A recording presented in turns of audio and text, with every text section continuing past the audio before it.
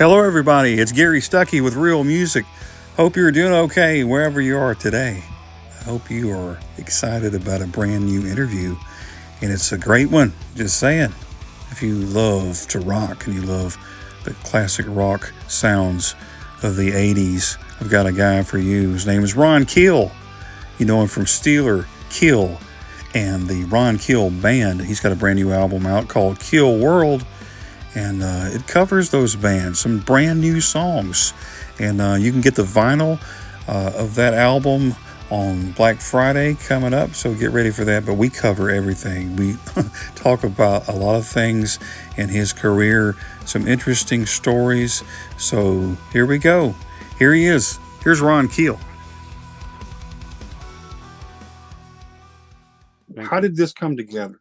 How did this project come together, and how did you get the idea to release all these songs together? Well, most albums that we do throughout the course of our careers now, and closing in on 50 years for me, each album is like a chapter in your life, and they each have their own identity and their own place in your career history. This one is the whole story all in one, and I like to do things that are challenging, stuff that most guys can't do or won't do. And I thought it would be a fitting exclamation point on my career to recreate all of the eras and the styles of music and the camaraderie and friendships with all of these bandmates that I've enjoyed throughout the past 50 years, and put it all on one record and kind of put my entire life story in one bunch or basket, or whatever you might want to call it. It was obviously a very ambitious undertaking, very expensive, very time consuming, 3 years in the making. And I think the results speak for themselves. I am extremely proud of what we've got here. And I know it's a record that I will treasure and enjoy listening to for the rest of my life. Right. And I know the fans will agree with that statement too. Something they can listen to, especially after all these years. I mean, you've got a song from Steeler after 40 years, right? I mean, fans have been like, I've been wanting to hear some of these songs. Now they got a song. So how did you go about, recording these songs? When were these songs recorded, and how did you decide which ones to do? Well, the process has to start somewhere, and it always starts with my inner drive to create music. And it doesn't seem like it's enough to just create it. Once you write a song and record it, there's some inner desire to share it with everybody else. Of course, every song and every recording is, to me, its own reward, and I'm very proud of it and listening to it and enjoying it myself. But there's something in guys like me that makes us want to share it with the world. So I started out writing songs for our new album several years ago, and Mark Ferrari from Keel sent me a piece of music that I thought was absolutely killer. It's called Moving Target. I wrote the lyrics and melodies and put the vocals to that one, and I thought, well, we've got a new Keel song. What if we had a new Steeler song too, and then maybe an IronHorse song, and maybe we could put my entire life story onto one album? And I put the lyrics and melodies to Moving Target. I wrote Give Me Guitars or Give Me Death, the new Steeler song. We've got Keel, we've got Steeler, we've got Ron Keel Band. Let's add IronHorse to the mix, do some solo material. Got to throw in the country years, because that's a big part of my life and my history and my story. So it was a process. It started out as a Ron Keel Band album, and it wouldn't be Keelworld without Keel and Steeler. Of course, those two are part of the foundation of Keelworld. And once I had those two songs and the 4 Ron Keel Band songs, we had a great foundation for an album. And I thought, let's tell the whole story and put IronHorse back together for a very special track, Guitar in the Grave, and add the country music in there, and a little bit of everything on this album. It's very, very, very ambitious and very much a statement of who I am and where I've been. Right. You're talking about the song Moving Target. I love that song. What was the story behind that? You talk about songwriting and, sharing your music with people that can relate to certain things. what is it about that song that kind of hit you inside and you wanted to make this song? What was it? Well, the music's fantastic. First of all, a great riff. Mark Ferrari from Keel is one of the best songwriters in the business, and I'm glad that he's on my team. And once I had the lyrics for that, and when you're writing lyrics for a Keel song, it's a little different than some of the other material because you've got to go back to the 80s and to our heyday and the 1987 self-titled album, The Right to Rock, anthems like that, and find that mentality that you came from, that spirit of the 80s with Keel. And so a lot of the lyrics, you got to have some cheese. It's got to be a little cheesy. Uh, and you got to sing about girls. I mean, I know it's maybe a little strange for a guy my age to be singing about uh, chasing women, but you know, But some things never change, right? So the you can't. song is about it's about chasing that elusive female, and she's a moving target, and so am I. So I had to go back to that mentality of how we wrote lyrics back in the day and how we, because it's very different than some of the other material on the record. You have to adapt your writing style because you want the fans to know that you're still true to your roots while still expanding on some of those cliches. I'm a moving target. You'll never catch up with me. And uh, it's a little cheesy, but it is Keel through and through. I love it. I love it. Thank you. That's what the fans want to hear. That's what people grew up like me. You grow up listening to these songs. I'm thinking those are the songs I always like to listen to, as cheesy as they may be. Those are the ones that you kept going to, and they remind you of those days, like when you were younger. But how do you wear that hat, like your hat you got on? How do you change hats from going from this band to this band with a certain feeling, with a certain amount of nostalgia and rock, but then you go to another band? How do you kind of change hats in that way? Well, you have to adapt to, it's not really what the fans want. It's staying true to the art form because each style of music is a separate art form, much like a painter. If he's going to paint a canvas, he's going to use oils or whatever. If he's going to do a sculpture, it's a whole different art form. So you have to change hats, as you say, to stay true to that style, that era, that genre, and stay true to myself and my heart. Most importantly, this music all comes from the heart. And there is still that alive within me is that 20-year-old guy who sang with Steeler and Keel, and he's still there. He hasn't gone anywhere. I've never subtracted anything from my personality or my musical toolbox. I've just added to it. So you pick the tools for the job, whether it's a hammer, a wrench, or a crowbar, or a chainsaw. You pick your tool for that job, and you get the job done. Right. And when you recorded these songs and then you're going back listening to the songs, it had to bring back some memories. Does it take you back to the earlier years and put you in that spot again and make you relive some of those moments? I am not one to look behind or live in the past. I know a lot of fans, the stuck in the 80s thing is that's not me, man. I respect people that are all about the 80s and 80s forever and all that stuff. And I respect that. That's just not me. I am looking forward to the next challenge, the next song, the next gig, the next kiss, the next party. And these songs take me forward into the next era of my life and the next challenge, the next show, the next time we get on stage and play songs like Moving Target or Give Me Guitars and Give Me Death. This is not a nostalgia trip for me. It was an opportunity to recreate some of that music and some of those memories with some very special people, a lot of contributions from some amazing musicians, Keel, Steeler, Ron Keel Band, IronHorse, the session musicians that did the country music and the solo material, and all the producers, studios, engineers across the country and in the UK. Even the Black Sabbath tribute was recorded in the UK. So it is an opportunity for me to explore new territory but it is still, it's not about nostalgia. It's not about, that's why this album is all new music. There are no rehashes, no re-records, no lost treasures from the vaults. This is all new music. And to Awesome. me, new music is timeless.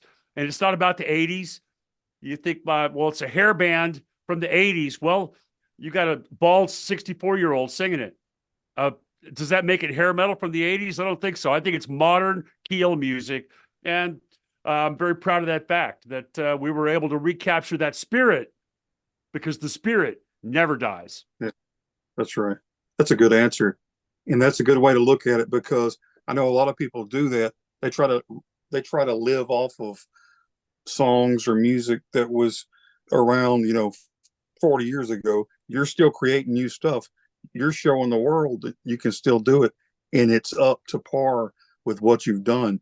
That's good. That a lot of people can't do that. A lot of people can't put out songs like that anymore. Thank you. Well, I appreciate that. That's a huge compliment, because that's part of the challenge, is doing something that it's not easy. It's very difficult. It's very expensive. It's very time consuming, very emotionally and creatively taxing.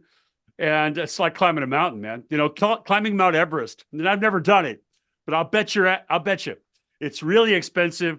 It's really painful. It's really scary, and you might die, but people do it because of the challenge. This is my mountain to climb. Keelworld is my mountain. I climbed it. I put my flag on the peak, and I'm very proud of the results.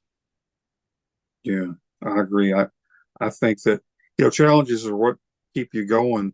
And I think, people listening to the album will realize how far you've climbed the mountain and that you're at the top. I mean, just saying, it's a great album. I'm just saying. Thank you. Not just And saying. I do want to emphasize that it is, to me, and from a lot of the response from the fans and the media, sonically cohesive.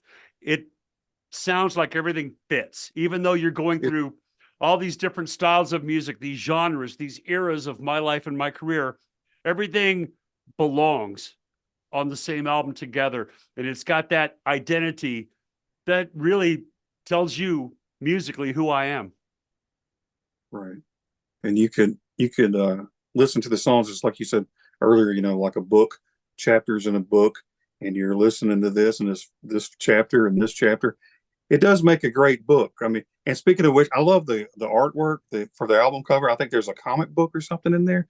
I mean, there's some cool things. There is, yeah. You There's got well, that? the artwork is fantastic. Thank you for the That's compliments on cool. that. We went through a lot of different ideas and concepts for the album cover, but we call this the icon. It is that is Keelworld, and it's colliding with planet Earth, and it's got some holes in it. It's got some different landscapes to explore and all that. And there is a comic book booklet inside the blue version. Both versions, the blue version and the red version, have the comic book inside, and it is some of my favorite photos from my life history. Cool. This is 1978, I think, and on through the present day, and some of the great photos of my life and my career that have been turned into comic book art. And the captions are all some of my favorite lyrics from those songs. And you've got the Steeler and the Ron Keel Yeah. Band, the Keel. And so I'm really proud of the comic book aspect of this thing. Little sci-fi comic book action. And we've got two versions. The blue version is the general public's jewel box release. And I know the fans love the jewel boxes. They love these jewel box cases. I'm a fan of the Digipack. So for my Patreon subscribers, I released a Digipack version. It does have the comic book included as well, but it's got a couple of bonus tracks, and it's in the Digipack format with bonus tracks. So we've got a lot of options for the fans, and a vinyl version coming out on Black Friday, November 29th. Awesome. Wow. So cool. So cool. Yeah, give me one of those. Well, going back, I know you have Southern roots like me. I'm in Alabama, but you're from Georgia, right? I was born in Georgia, and I do appreciate your Southern roots and a friendly accent. We do this interview. That's fantastic. Yeah, I was What, born in Georgia. what, My dad was a Savannah? construction worker, Savannah. Yeah. And we traveled around the country. My old man was always looking for a new job or running from the law. And so it was a wild upbringing on the road when mom would wake me up, literally shake me into bed, say, wake up, we're moving. And you wrap the blanket around you, get in the car. Dad's got a U-Haul attached to the car. You go to the next town. So it's very much like being on the road from the time I was, 6 months old when we moved out of Savannah to Atlanta. And so I guess I got that road in my blood at a very early age. Wow. So that there's a lot of song lyrics to write in those adventures. I'm sure they appeared in a few. Uh, but you Yeah. worked your way from Georgia over to Nashville, right? You kind of started out there. Was that how was that experience as far Oh as man, when you first started? I moved to Nashville when I was 17 with a guitar and a notebook full of songs, and it was very exciting. Music City, Nashville, Tennessee was not like it is today. Today it's like Nash Vegas. I mean, it's all the rockers live there. And at the Yeah. time, it was country music city, and I was an apple tree in a cornfield. Even though my music at the time was a little more mainstream, I think Tom Petty, Bob Seger, Eagles. Those were my huge influences. Ended up joining a hard rock band because I had long hair and earrings and leather pants, and uh, ended up starting my rock and metal career there in Nashville, and put together a band called Steeler, which migrated from Nashville to Hollywood in 1981, and the rest is history. So how'd you make that transition? I mean, you go from being a good old boy like me, the Southern, and you go over to California, whole different world too. How do you take a band from that atmosphere to California and Hollywood, Los Angeles, and all that? A lot of balls, very little brains, you know, but it was the right move. Obviously, it was a great business decision for us because I knew that we were heavily influenced by that new wave of British heavy metal in the late 70s, early 80s, when you had bands like Motorhead, Iron Maiden, Judas Priest, Def Leppard, and so forth, really making noise in the UK. And that music was very influential to us. And I felt like this is a tidal wave that's going to uh, descend upon the United States, and it's going to happen in a major city. Is it going to be New York or LA? Right. And Nashville was not the place for us. We were an apple tree in a cornfield at the time, man. We were the Motley Crue of Nashville in 1981 before we ever heard of Motley Crue. We were animal Right. skins and spandex and leather and big hair and pyro and choreographed moves and the Yeah. metal anthems. We were American metal before we went to Hollywood. I felt like, and I'm 20 years old at the time, but it was a brilliant decision on my part, I think, to go to LA. New York was cold. It was concrete and steel, and LA was the beaches and the girls in bikinis. And that was really the weather was a primary factor, New York or LA. So I moved the band to LA in 1981. And the band and the crew, we all went out there together and started to climb our way up through that circuit. And we were the outsiders. We were the good old boys from Nashville. They did not want us to play at the Whiskey or the Troubadour, or any of those venues. We were competing with Rat and Motley Crue and Quiet Riot, or Kevin DuBrow. Yeah. And a lot of other great bands. Great White was called Dante Fox at the time. So there were a ton of great bands on the scene. And we had to fight for every break we got along that journey from the bottom of the barrel to the top of the club scene to being the top draw in Hollywood. We were LA metal. Steeler was the only band that really embraced the term metal at the time. Rat and Motley Crue and these other bands, they weren't waving the heavy metal banner as high and as loud as Steeler was. So we became the LA metal band.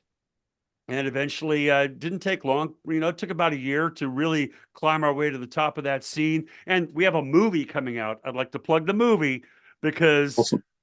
that is the story I just told, only told properly in the form of Yeah. this movie, Steeler Legacy, coming out next year. A documentary film about the history of Steeler that takes you and everybody else back to the Sunset Strip. And the movie is produced and directed by David Pear, who's a brilliant filmmaker and does all the work for the Dead Daisies. He just Cool. directed and produced the new Steeler music video, "Give Me Guitars or Give Me Death." Awesome. And the movie tells the story in a way that even if you don't know who Steeler was or is, it will take you back to that 1981, 82, 83 heavy metal heyday in LA, coming out next year on Amazon Prime and digital download and all that. Steeler Legacy, the new movie. So we did not fit in Nashville, but we were right at home in Hollywood. We made our mark with good songs, a high energy stage show, and just the passion and the power of American metal, born and bred and really cultivated in Los Angeles on that fabulous LA heavy metal hard rock scene, 82, 83, 84. It was amazing. It was a great time to be alive. Right. And you're right in the middle of it all. That's awesome. Yeah. And I know you had some wild times, some cool times. The music was awesome, of course. And what became of the band? I know that eventually you would go on to do Keel. So I know, like you said, you're facing people, you're the good old boys, you're this, you're trying to fit in. It's a competition out there. Did that play a part in the downfall of the band or the transition to another band? Was there a certain thing that happened that made that transition? Well, there were a lot of personnel changes, and I'll take credit for too many of those. We had Yngwie Malmsteen on guitar, who replaced our original guitar player, Michael Dunnigan. And even though the musicianship was incredible, the chemistry was gone. And the revolving door lineup obviously wasn't going to work. I felt the only way to succeed, which is why I went to Hollywood in the first place, was to succeed, was to put a band together and call it Keel. And it worked. We did our first gig in April of 1984. And within a couple of months, we were in the studio recording our debut album, Late on the Law. Within weeks of that, and still recording Late on the Law, we got our record deal with A&M Gold Mountain, and Gene Simmons producing our debut album, Right to Rock. It all happened very quickly in 1984, going from the band's debut gig in April to working with Gene Simmons in the studio in August. So it was obviously the right move to abandon the Steeler brand. And the Steeler was a supernova that exploded into multiple parts. Yngwie went on to have an amazing career. Mark Edwards, our drummer, went on to form Lion, which got a major label record deal. Rick Fox went on to form Steeler. Sin, sorry. Rick Fox went on to form Sin. And so we all had a certain level of success on our own. I went on to form Keel. So to come full circle now with the new Steeler track on Keelworld, Give Me Guitars or Give Me Death, and the first new Steeler music in 41 years, and to put that exclamation point on that mission, that journey that we all went to LA in the early 80s to achieve, it really is a dream come true. And that's a really good song. That Thanks. song, it's really good, man. And it kind of just summarizes the experience. I mean, that would make a good soundtrack, I guess, to the upcoming movie, which I guess I agree. will be part of that. You will see the official music video for that song coming soon. And I thought, I mean, if you're going to have a new Steeler song after 41 years, it's got to be something that really captures the spirit, both musically and lyrically and emotionally, of that special time and place. Give Me Guitars or Give Me Death is that song. And I was really lucky to find that one in my notebook, and I find the rip and see the lyrics come to life on the page in front of me. And I realized, man, I've got a new Steeler song. And I sent it to the guys and they all loved it. Sent it to our producer, Mike Varney, who produced that original Steeler album in 83 from Shrapnel Records. And everybody's really excited about this song. It's a special tribute to that era, that genre, that and those guitar heroes. Give me guitars or give me death. I mean, we pay tribute to Smoke on the Water and Paranoid and Edward Van Halen's Eruption and all those other influences that made us who we are. Right. So good. So good. You were talking about Gene Simmons, producing, and being there, helping you out. How did Gene Simmons get involved with the band? When we got signed to our major label record deal in the summer of 84, the president of the label, Danny Goldberg, gave me a list of potential producers, which was very nice of them. I mean, usually they don't even ask. They just put you with somebody who's, you're going to work with this guy.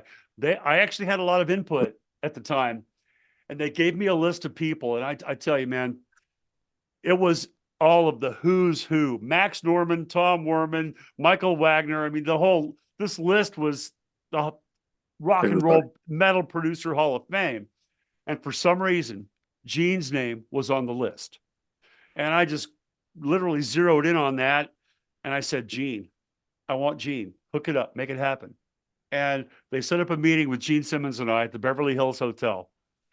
And we were still mixing and finishing up the Late on the Law album. This is days later. I mean, I flew back to LA from San Francisco to meet with Gene, and we had a cassette tape of just a piece of music. It was a riff with the band playing along of the song that we called The Right to Rock.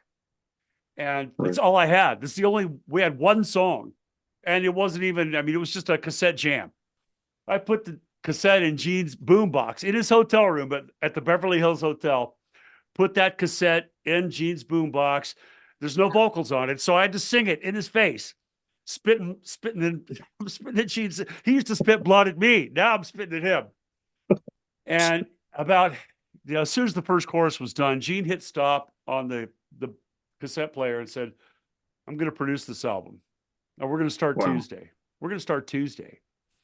And this is like Thursday, right? We had no new songs. We were not ready to make another record. We're still finishing up our first album. But Gene was under touring constraints. He had to go on tour with Kiss for the Animalize album, and he had to get the record done before he left on tour. So we got to start now. So things happened very quickly. That night, I went home and wrote Electric Love and Back to the City, 2 other songs off that Right to Rock album. We ended up re-recording a couple of songs from Late on the Law, Speed Demon, Let's Spend the Night Together, and we did 3 Gene songs. Gene said, well, we need songs. I've got a few extras here for you. And so we recorded 3 of Gene's songs, 3 of our songs, and 3 re-records for that Right to Rock album, which debuted in January of 85 and was the biggest selling A&M Records debut album of all time. So very proud of that. Awesome. Wow. So good. Great albums, by the way. And, and Gene's on board. Of course, it's going to be successful, right? With Gene on board. But, that had to be, moments like that where everything happened so fast. I guess it usually does when things happen. It's like a dream. You're like, you wake up the next morning and you think, did that really just happen? But I'm sure Gene was already an influence to you before he worked with you, right? You probably already said, this guy's phenomenal anyway. Oh, right? dude. Oh, yeah. That list goes on because that was my first concert was Kiss. I was a member of the Kiss Army, huge Kiss fan. And that's why Gene's name popped off that page at me. I thought, this is a rock star. This is a songwriter, a singer, a businessman. This is everything I want to be. I want to meet this guy. I want to work with this guy. So it was a great decision for me. And really I wasn't thinking about the business at the time. I was thinking about having a producer that I could relate to, that I was a fan of, that hopefully might understand me as a singer, songwriter, musician, band leader. I didn't even realize at the time what a great business decision it was, because all the Kiss fans bought that Right to Rock album the day it came out. And having Gene's name on it, his stamp of approval, and that song, The Right to Rock, it was a perfect storm. that song, that band, that album, that name, Gene Simmons on that record, all the Kiss Army bought it. And to this day, a large contingent of Ron Keel fans are Kiss fans. And we all have that common thread that I'm very Yeah. proud to have been a part of that Kiss history, being able to work with Gene and to work with the other guys. Paul Stanley's been on stage with my band, and I mean, just that a lot of Kiss conventions that I've performed and appeared at, and that Kiss connection has been one of the great blessings of my career. Awesome. Well, I know Kiss is retired, but have you thought about working with Gene somewhere in the future? Is that a thought that you've had?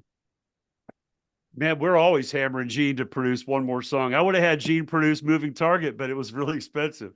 Ron, it's going to cost you. Yeah. Show me the money. It's like, I think the song sounds pretty good. How much better could it have sounded if Gene produced it? I don't know, but I think the production on Moving Target is as good as it gets. So I love Gene. I would embrace any opportunity to work with him again. And I did think about that, to be honest with you. If we're going to do one more Keel song, let's have Gene produce it. And it just didn't work out logistically or financially, because he is one hell of a businessman. He taught me a lot. Gene's mentorship and teachings are one of the reasons I'm still in business today. The reason that I have RFK Media, RFK Radio, my radio show, my podcast, my book, my multifaceted entertainment empire, is because, well, that's what Gene would do. Just do what the smart, successful guys do, and if you have a good product and you work really hard, it could pay off. Right. That's really smart, though. I could see how he taught you those things. Yeah. Because you've got all these things in the fire. You got this and this and this and this, and if half of them become successful, you're going to be okay. What was some advice that Gene gave you that always stuck with you, that you never forgot? Man, some of the best advice Gene gave me was the advice I did not heed. And when Keel broke up in 1989 and everybody went their separate ways, Gene told me, Ron, it's your name. Whatever band you're in, you should call it Keel. It's your name. And I haven't done that. I have not, for 20 years, I did not tour under the name Keel. It's either Ron Keel or Ron Keel Band or some other entity, IronHorse, Fair Game. Some of these are the projects that I've had. But Gene was right. I should have called it Keel from the outset. It is my name. And now, at this point, I don't know how many millions of dollars I left on the table by not calling my band Keel. I did that out of honor, integrity, and friendship to my bandmates in Keel, Mark Ferrari, Brian J., and Dwayne Miller. Because that friendship and that bond with those guys means more to me than the millions of dollars I've lost by not calling my band Keel. That was the best advice Gene ever gave me, and I didn't take it. Wow. And I was thinking about that too. With a name, your name is in the title of the band. You have a certain amount of control, that authority, that Gene has, that that go get 'em attitude. What's the hardest part about being that guy that's a leader and has control? What's the hardest part about running things when your name is on the title? That's a great question. And I have not been asked that in an interview. I've done a lot of interviews the last 50 years, but that's the first time anybody's ever asked that. So I want to be careful with my response. The hardest part about that is, obviously the responsibility that comes with getting everything right, making sure that all of the boxes are checked, making sure that everybody gets to the gig safely and gets home safely.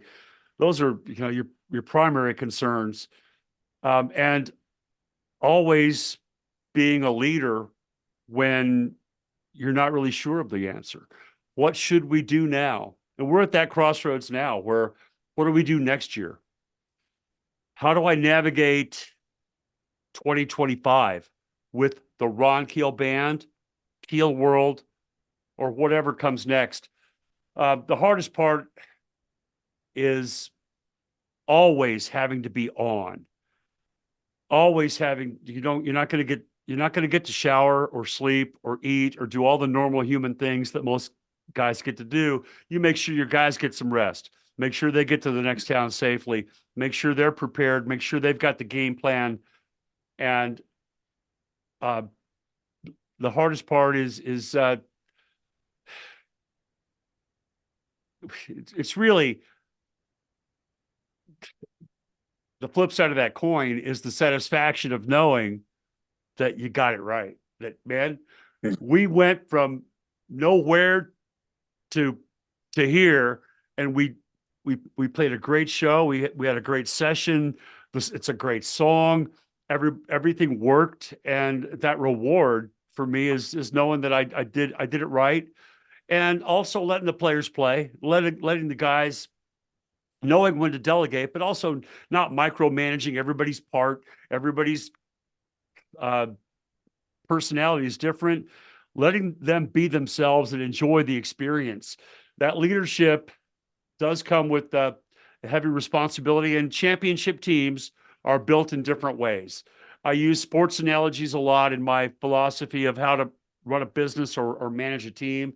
And there's no one right way to do it. I just know that at the end of the day, and I hate that phrase. Why did I say that? At the end of the day, the most overused phrase in our common modern lexicon. You have to know that you did more right than you did wrong. And you're going to make some mistakes. You're going to forget to change the 9-volt in one of the guitars or something at some point. There's so many details that go into every aspect of everything we do. But you try and minimize those mistakes and get it right more often than not. That's the best thing you can do as a band leader or as a businessman. Right. And it weighs out, I guess, as far as, the responsibility and the satisfaction of having a successful band. The responsibility is there and you feel proud of that, but you do it unselfishly. It's not just about, hey, I'm Ron Keel. I'm Keel. Look at me. It's about, I have this responsibility taking care of this band, and it makes for a good name. I think that's what Gene was kind of hinting around at. That's Gene Simmons. It's like E.F. Hutton. You got to listen, so it's like when you have that responsibility, right? Yeah. If I hadn't called it Keel, I could have fallen back on that now, but Ron Keel's Keel doesn't, that doesn't ring a bell for me. That's stupid. Ron's Keel, Ron Keel. I don't know, but I'm really lucky to have the band I've got. For the last 10 years, these guys have had my back. I've had their back. We've been through hell and back together. 2017, great story. When my wife was diagnosed with cancer, we had a whole year booked, man. We were just gaining some serious steam as the Ron Keel Band. And my wife was diagnosed with cancer, and I had to go to the guys and say, I'm not leaving, man. I'm going to be here with her throughout chemotherapy, radiation, 9 surgeries. And I thought that the band will fall apart at that point, 2017. And shouldn't be surprised, but they said, we got your back, man. We'll see you at 4:00 tomorrow afternoon. And they all came over to the house with a 6-pack of beer and a bottle of whiskey and a bunch of guitars. And we started writing songs. And we spent that summer while my wife's upstairs recuperating from cancer treatments. We were down here in the basement writing Fight Like a Band, our debut original album, which was released in 2018. And those guys had my back through the whole thing. And there's a difference between a project and a band. That's what bands do. I got a lot of love and support from all my friends, and all the guys in my bands have been friends for decades. But a band does stuff like that. You get together in the basement, you sweat it out, you rehearse, you build a show, you write songs, you do photo sessions, you do videos, you do road trips where you're all crammed into an RV together, heading to the next town in the middle of nowhere. That's what bands do. And that's what I've got. I'm really thankful for that. The other bands are bands in the spirit of brotherhood. Keel, Steeler, IronHorse. There is a brotherhood there that cannot be broken. But those aren't bands. Those aren't functional bands that do what Ron Keel Band does. So that's where I draw the line and differentiate between a band and a project. Wow, that's awesome. And speaking of bands, there was a band way back in the day that you were a lead singer of called Black Sabbath. How did that happen? And that's one of those, throw that out there. How did that happen? That's one of those, out of left field kind of things. You know the story. I'm sure everybody knows the story. I'm sure you've heard it before, and I've told it before, but I'll tell it one more time for you. I want people to hear. Well, I was hired to sing with Black Sabbath in March of 1984 and replace Ian Gillan in the lineup. Spencer Proffer was set to produce the new album from Black Sabbath.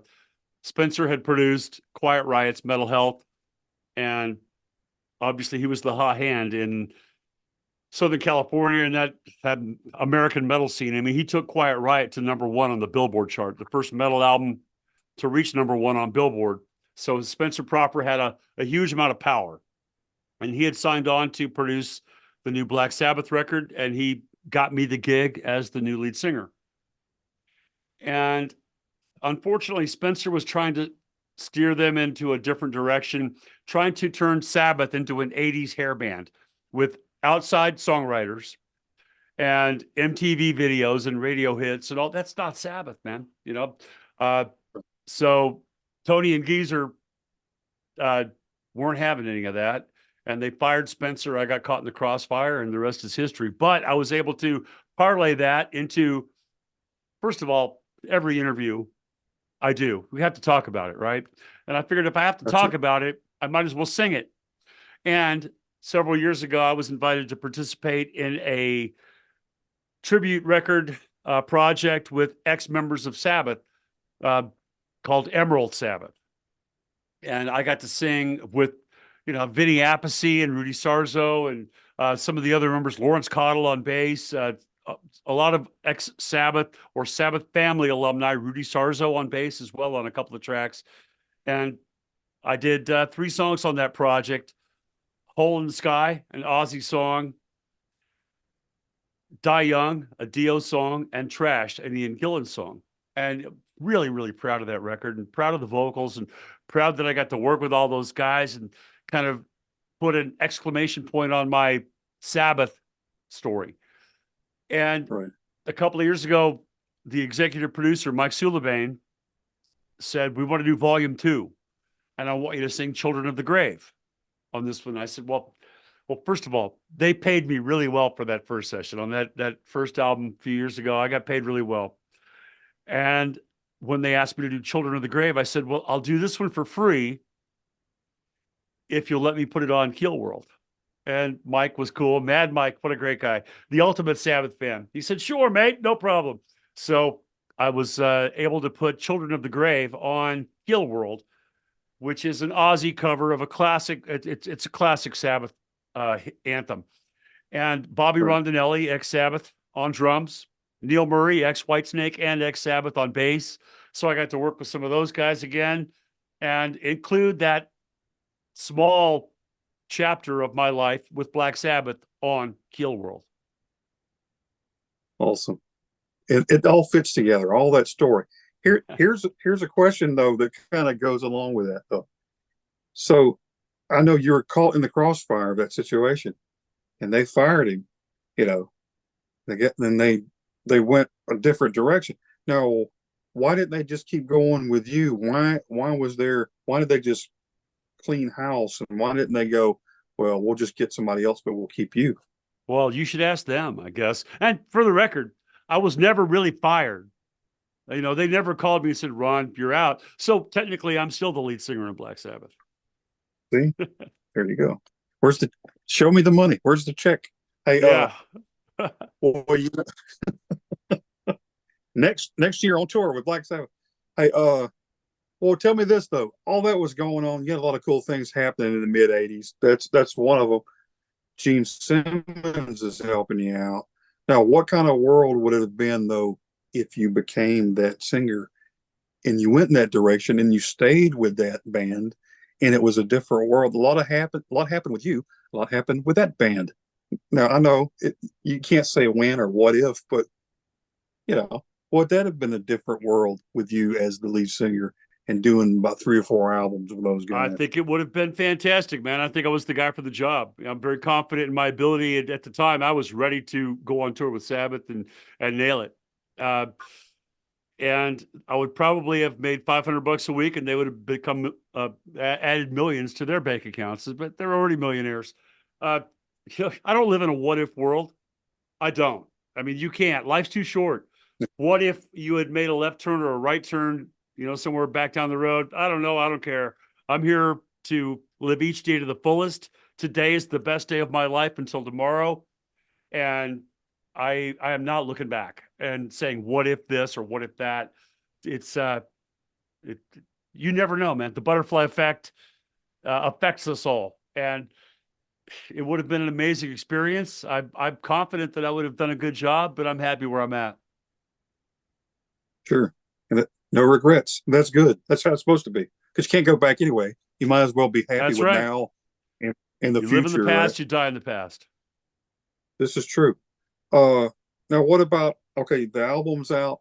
You got the Black Friday, the vinyl's coming out, right? The what is that again? The deluxe vinyl. Keelworld. It's a double vinyl edition. And I struggled with this because our distributor wanted a single version, one album package, and I wanted the double album.